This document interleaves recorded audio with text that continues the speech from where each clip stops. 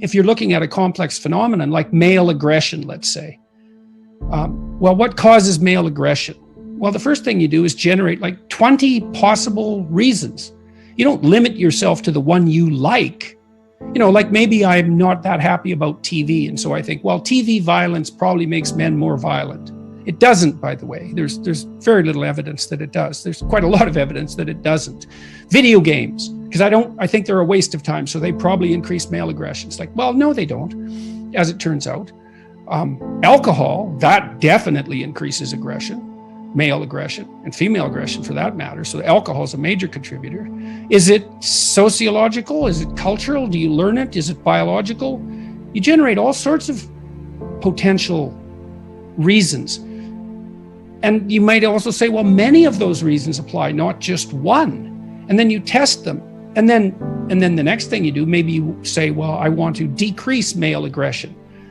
Well, you don't assume that you know how to do that, and that if you do what you think you know, that it will work. That's all ideological thinking.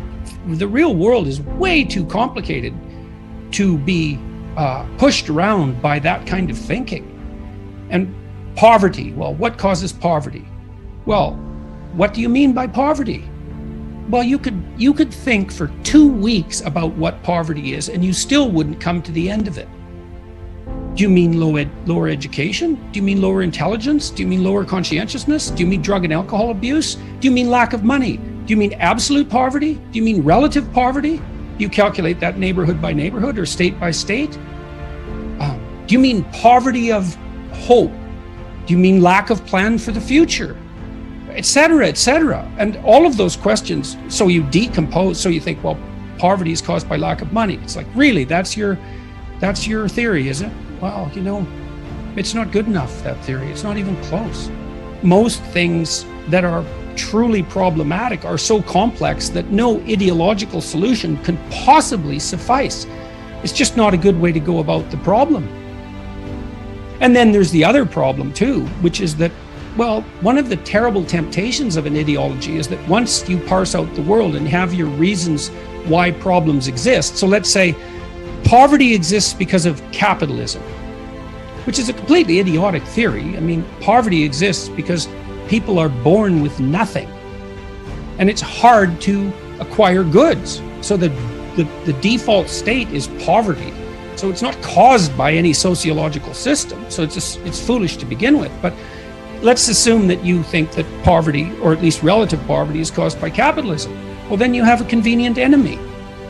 You know, it's everyone who's a successful capitalist is now responsible for poverty, and then they're bad and you're good. And that's unearned moral virtue, and that's unbelievably attractive to acquire unearned moral virtue. Maybe you're someone who's inherited your wealth, and then you think everyone who's poor is just lazy, and if they get up off their ass and get a job, that would solve the problem. It's like, well, that's convenient for you, but it's a very shallow analysis of the problem. And so it's not helpful to think that way unless what you want to do is not think. I've written about this, pursue what's meaningful and not what's expedient. And I would also say that it's useful to say what is true rather than to craft your words so that you get what you want. And part of the reason for that, there's many reasons, but part of the reason for that is that it's unbelievably adventurous. You have no idea what will happen if you just say what you think. And my experience has been that the consequences are absolutely overwhelming. Always, constantly. And, you know, when I go into a talk like this, I don't have an outcome in mind. I don't want to make a fool of myself. I don't want to say something stupid. I want to engage in an interesting conversation, but I don't have an agenda other than that. But it's just to say what I feel in the moment as clearly as I possibly can. It's so adventurous to do that. And it's far better than pursuing a more narrow goal that might be wrong. I've never seen anything as rewarding as the consequences of forthright speech, the opportunity to be of genuine service to other people.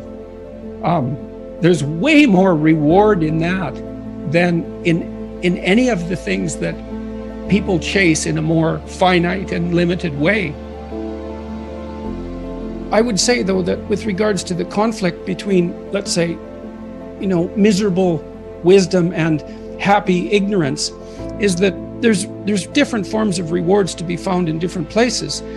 You can think about this even in terms of personality. One major personality dimension is extroversion.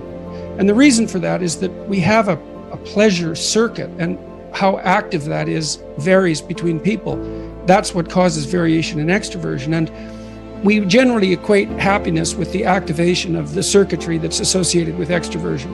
And drugs like cocaine and amphetamines activate that circuit. But there's another personality dimension, which is openness. And openness is the creativity dimension, and there's pleasure to be derived from that as well. And so that's philosophical exploration and literary experience. And I suppose when you go to a movie, you experience a blend of those two things, especially if it's a rather complex movie.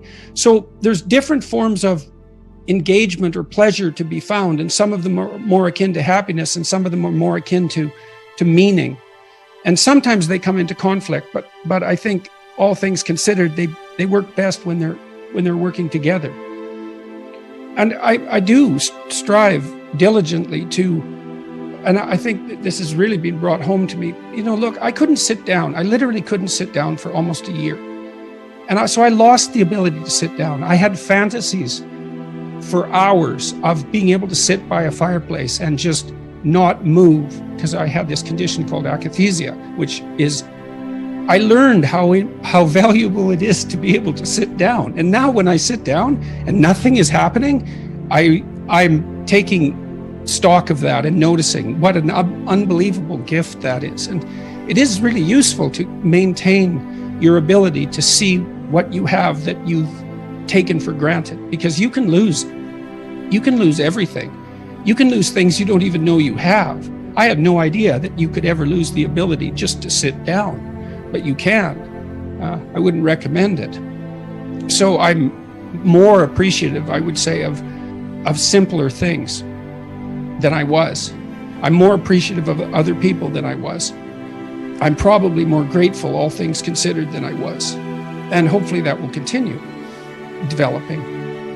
I have no contempt for happiness. I tell people, don't pursue happiness, pursue meaning.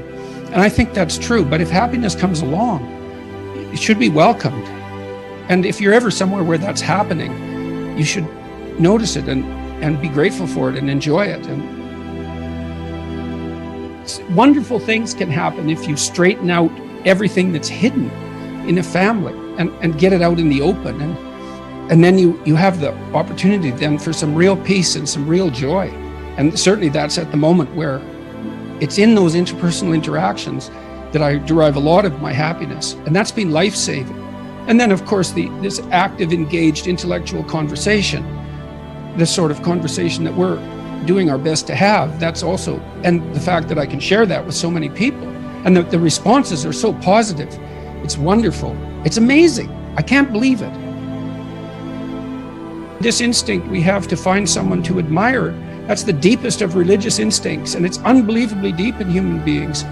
You notice you admire someone, that is the instinct to mimic, because to admire is then to want to be that, and that's the action of the moral instinct. It finds a target in the world and it says, well, I could be like that. But at first it says, this person is attractive or this person is compelling. It grabs you. And that's the instinct for further development. It's a very positive thing. It can be a very positive thing. If you limit someone's free speech, not only do you limit the rights of the person who's speaking, but you limit the rights of those who could have heard.